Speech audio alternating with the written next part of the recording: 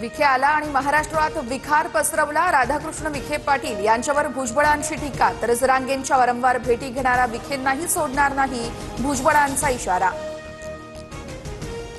मराठा आणि ओबीसींमध्ये जे अंतर पडलं ते अंतरवालीच्या दरिंद्रे पाटलांमुळे।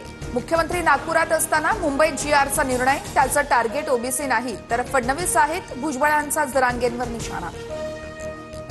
मराठा आरक्षणाच्या मुद्द्यावरून ओबीसी नेत्यांमध्ये फूट, वडेट्टीवार यांची जुनी क्लिप दाखवत भुजबळांचा निशाणा। नागपुरात वडेट्टीवार यांनी घेतला होता ओबीसींचा वेगळा मेळावा।